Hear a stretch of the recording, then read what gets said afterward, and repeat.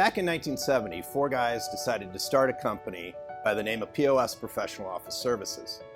They had a product called the One Right Pegboard System, and it helped physician practices manage their accounts receivable from patients. It's no different than the products that we sell today, but it was before computers. They started in a building out on Rainbow Drive. It was small, but they were quite successful at expanding their market share. POS quickly outgrew the facility on Rainbow Drive. In 1973, the founders built their headquarters and manufacturing plant on Burton Avenue. With increased manufacturing capabilities, POS began to look at optimizing its sales strategy. In the beginning, POS had a group of distributors and dealers that resold our products across the entire country. And in 1976, when my father bought the company, he began the transition to a house sales force.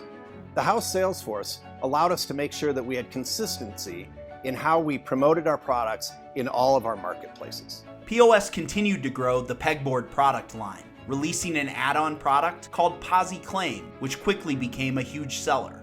In 1978, POS introduced color code filing, which significantly enhanced the organization of medical records. Prior to color code filing, offices would basically just have manila charts in a pull-out drawer. Color code filing was a game changer for time efficiency for a front office because when they went to look for a patient chart, there were no pulling out drawers. They were open lateral filing against the wall with all these indexes colored with the patient's name. So what we did was we used the first letter of the last name and the numbers for the birthday, and bam, you could find a chart without having to dig through a bunch of manila ones. The 1970s was a decade of milestones for POS. In less than 10 years, it went from a 4-person startup to a national company. That was just the beginning though. The 1980s ushered a true nationwide expansion of POS's capabilities. In the beginning, POS was founded in Waterloo, Iowa. We then had a facility in California, but in the early 80s, we decided that we needed to be closer to our customers, so we built a factory in Florida, and we also expanded into Salt Lake City, Utah. In the 1980s, POS enhanced the pegboard product line by introducing products like Superbill and POS Graphics. They also introduced POS Glides, which helped practices organize their medical records. They were high-end, innovative products that saved practices time and money. So we've always gotten our ideas for new products from the field. And in the early 90s, I got a call from a guy by the name of Doug Hansen, who was our vice president of sales in California. And he said, we have a competitor out there that has this black box. And this black box allowed them to capture statement data and do what we call today POS Bill. POS Bill was POS's version of statement processing, and it saved practices time and money in sending out their statements. It quickly became one of POS's largest product lines. So in the early 2000s, we were looking for what the next product opportunity was going to be. And we knew that practices were beginning to market themselves, and they wanted brochures and newsletters to help communicate more clearly with their patients. And black on white paper just wasn't cutting it, so we got into 4-color commercial print. We bought a system called the Heidelberg DI. And in our minds, the idea was a customer would give us a data file or a file with their creative work on it, and we'd stick it into the machine and it would spit out a brochure. But it didn't work that way. We needed to hire a group of graphic designers to bring their creativity to life. It allowed us to provide the products that they wanted to better communicate with their patients. Throughout the early 2000s, POS was continuing to increase its national reach with several key purchases. Georgia National Forms was purchased in 2000. After that, Park Press in Minnesota and Solion in Boston. These strategic acquisitions gave POS a true nationwide reach.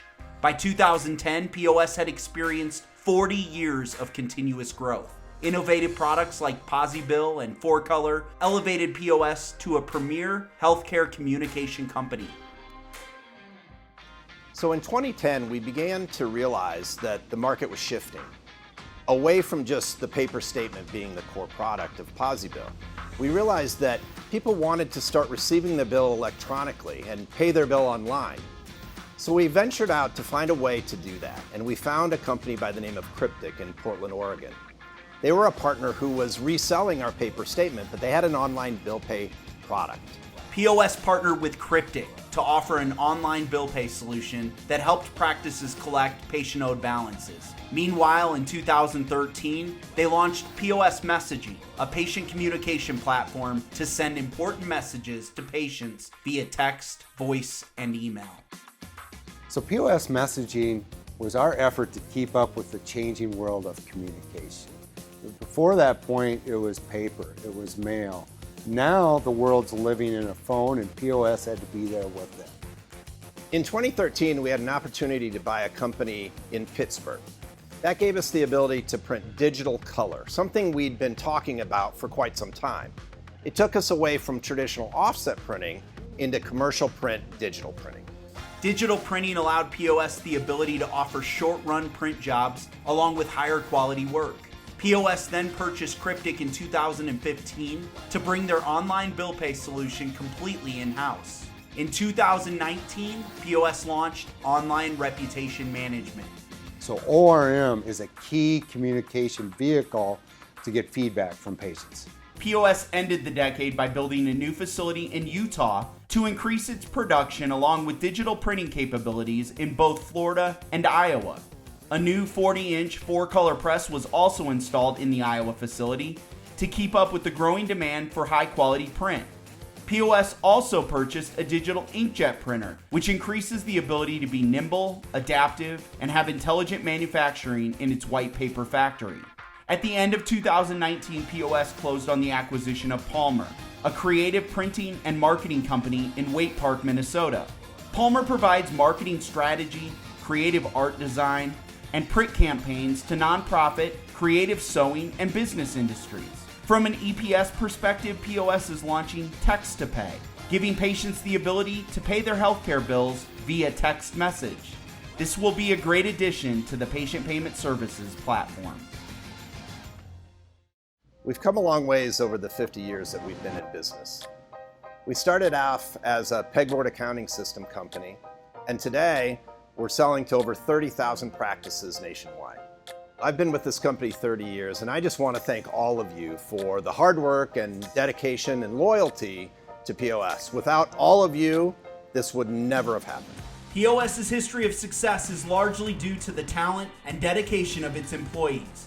Their willingness to adapt and their commitment to growth have made POS what it is today. With continued dedication to providing high-quality solutions for its customers, POS is primed for success for many years to come.